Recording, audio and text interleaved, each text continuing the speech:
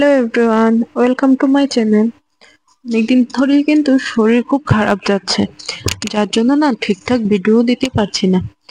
আজকে অনেকদিন পর আপনাদের সাথে একটি রেসিপি শেয়ার করছি, সেটা হলো সাউথ ইন্ডিয়ার ফেমাস দোসা। একদম ক্রিস্পি, একদম খুব টেস্টি, কিন্তু চটজলদি বানানো যে এই দোসার রেসিপি কিন্তু আপনাদের সাথে শেয়ার করছি। দেখুন, দেখতে কালার কত সুন্দর হয়েছে, আর বানানো কিন্তু খুবই সহজ। চলুন শুরু করি। প্রথমে নিয়ে নিয়েছি এখানে ইডলি বা দোসার যে রাইসটা হয়, এটা কিন্তু একটু গ্লুটেনিয়াস রাইস হয়। এটাকে অনেকে ইডলি রাইসও বলে থাকে। আমি অনলাইন এনেছিলাম, তো জানি না আপনাদের ওখানে অ্যাভেলেবেল আছে কিনা, বাট অনলাইনে কিন্তু অ্যাভেলেবেল আছে। তো ওটা নিয়ে নিয়েছি 2 বাটি। তার ঠিক 1 বাটি নিয়ে নিয়েছি উড়দ ডাল, যেটা বিউলির ডাল বলে আমরা চিনি।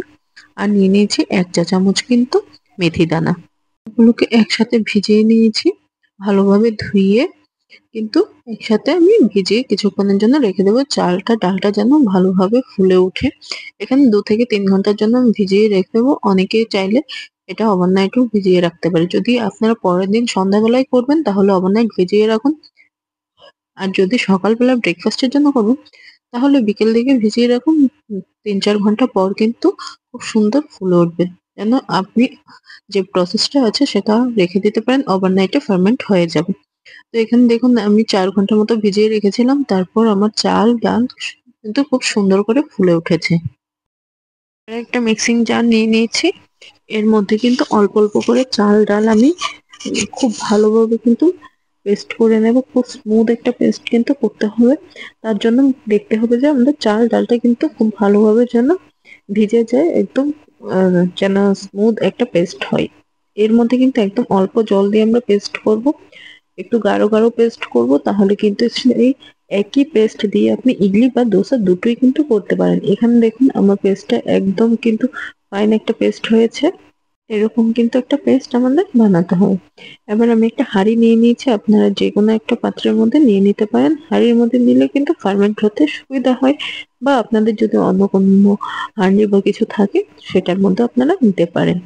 যেকোনো বাসনের মধ্যে বা যেকোনো পাত্রের মধ্যে কিন্তু আপনারা নিয়ে ফার্মেন্ট করতে পারেন। তো এখানে পরপর আমি একইভাবে সব ভালোভাবে পেস্ট করে নিচ্ছি। দেখুন কতটা গাঢ় করছি। এরকম একটু গাঢ় ভাব রাখলে কিন্তু এটা দিয়ে আপনারা ইডলিও খুব সহজে বানিয়ে নিতে পারবেন। তো আমি এইভাবে প্রত্যেকটা যে যতটুকু আমি চাল ডাল ভিজিয়েছিলাম সেটা কিন্তু সবটাই করে নিয়েছি। এবার মিক্সিং জারটাতে একটুকু জল দিয়ে আমি একটু ঘুরিয়ে নিচ্ছি। এখানে এনাকে একটু পাতলা করব, তো ওই জলটা আমি এটার মধ্যে অ্যাড করে দিলাম। দিয়ে ভালোভাবে মিক্স করে আমি কিন্তু ঢেকে রেখে দেবো ফার্মেন্টেশনের জন্য। এখানে কিন্তু আমি লবণ ব্যবহার করছি না এখনই, কেন কি আমাদের এটাকে ফার্মেন্ট করতে হবে। ফার্মেন্টেশন নিয়ে কিন্তু হালকা একটু টক ভাব আসবে। তো সেই জন্য একটু টক গন্ধটা যদি আসে, সেটা কিন্তু আপনারা ভয় পাবেন না যে খারাপ হয়ে গেছে, সেরকম কিন্তু ব্যাপার না। আর দোসা ইডলি বানানো কিন্তু খুব সহজ। আর আপনাদের সাথে কিন্তু আমি যে কাস্ট আয়রনের তাওয়া কি করে দোসার জন্য রেডি করতে হয় সেই প্রিপারেশনটা আপনাদের দেখিয়ে দেবো। ননস্টিক তাওয়া থাকলেই যে দোসা বানাতে হবে সেরকম কিন্তু না, ননস্টিক তাওয়া ছাড়াও কিন্তু বানানো যায়। এখানে দেখুন আমার রেডি কতটুকু হয়েছে দেখে নিন একবার। যে হাড়ির যে কোমরটা আছে, মানে যে ফোলা জায়গাটা, ওটা থেকে কিন্তু নিচে আছে। দেখুন ফুলে কিন্তু আমার পরদিন সকালবেলা আমি ওভারনাইট রেখে দিয়েছিলাম একটা গরম জায়গাতে। অনেকটাই কিন্তু ফার্মেন্ট হয়ে গেছে, অনেকটা ফুলে গেছে। এখানে হয়তো বা ক্যামেরাতে বোঝা যাচ্ছে না যে কতটুকু ফার্মেন্ট হয়েছে বা কতটা বাবল এসছে, কিন্তু এখানে সত্যি খুব দারুণ ভাবে কিন্তু ফার্মেন্ট হয়েছিল। অনেক বাবল চলে এসেছিল। তো যখন দেখবেন যে অনেক বাবল হয়ে গেছে, এয়ারিফিকেশন ভালোভাবে হয়েছে, মানে ফার্মেন্ট হয়ে গেছে।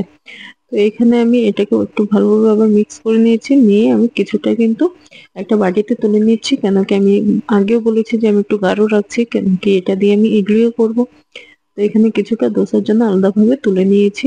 নিয়ে এবার এটাকে আমি কনসিস্টেন্সি একটুকু জল দিয়ে আর একটু পাতলা করে নিচ্ছি। এটা যে কনসিস্টেন্সিটা আছে সেটাকে কিন্তু আমি পারফেক্ট করে নিচ্ছি। এখানে আপনারা এভাবে দেখুন, একটু রানি রাখবেন যেন দোসাটা পাতলা হয়, কিন্তু মোটা রাখলে কিন্তু, মানে ঘন রাখলে পেস্টটা, দোসাটা কিন্তু পাতলা হবে না বা ক্রিস্পি হবে না। এখানে আমি স্বাদ মতো নুন ব্যবহার করেছি, আপনারা আপনাদের পরিমাণ মতো নুন এখানে অ্যাড করে নেবেন। এবার চলুন তাওয়াটা রেডি করি। এখানে কিন্তু দেখুন আমি ননস্টিকের তাওয়া নিইনি, একটা কাস্ট আয়রনের তাওয়া নিয়েছি। তো আপনারা সেভাবেই নেবেন। যদি আপনাদের এটা থাকে যে ননস্টিক নিয়ে টেনশনের কিন্তু বা চিন্তার কিন্তু কিছুই নেই।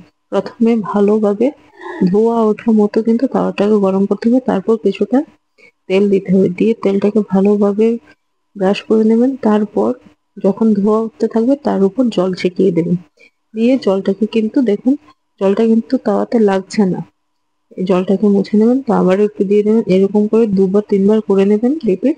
দেখবেন তাওয়া কিন্তু একদম খুব সুন্দর ননস্টিকি হয়ে যাবে। এবার ডোসা কিন্তু দেওয়া স্টার্ট করলাম। আমি কিন্তু উপর থেকে একটু দেখুন কিভাবে ঘুরিয়ে ঘুরিয়ে দিয়েছি, 1 চামচ মতো ডোসা ব্যাটার দিয়েছি, দিয়ে ভালোভাবে ঘুরিয়ে ছড়িয়ে দিয়েছি। আপনারা যদি না পারেন তো আস্তে আস্তে দেবেন।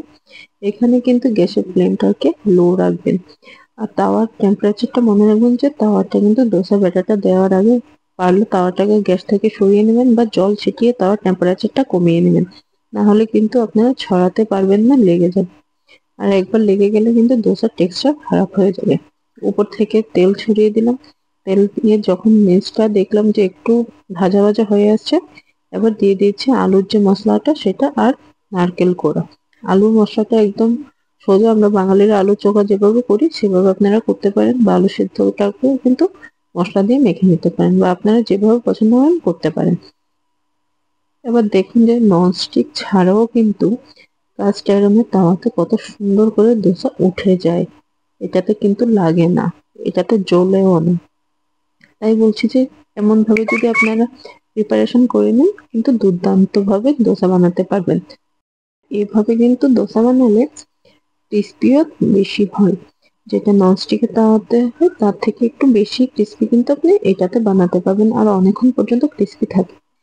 একইভাবে কিন্তু আমি আবারও দ্বিতীয়টা দেওয়ার আগে একটু জল ছিটিয়ে কাপড় দিয়ে মুছে নিয়েছি। এখানে সুতির কাপড় নিয়ে নেবেন একটু, নিয়ে তারপর জল ছিটিয়ে একটু মুছে নেবেন, নিয়ে এভাবে কিন্তু সুন্দর করে হাত ঘুরিয়ে দিয়ে দেবেন। আমি দেখিয়ে দিচ্ছি কিভাবে হাতটা ঘোরাতে হবে।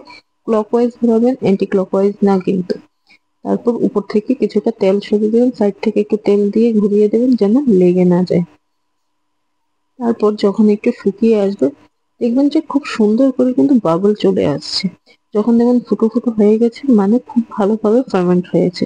তারপর কিন্তু যে আলু মশলা দেন বা যাই মশলাটাই আপনারা ভিতরে ব্যবহার করবেন সেটা দিয়ে তারপর কিছুক্ষণের জন্য এখানে মিডিয়াম ফ্লেমে দিয়ে দিবেন। প্রথমত লো ফ্লেমে কিন্তু দেবেন, তারপর কিন্তু মিডিয়াম ফ্লেমে করে দেবেন।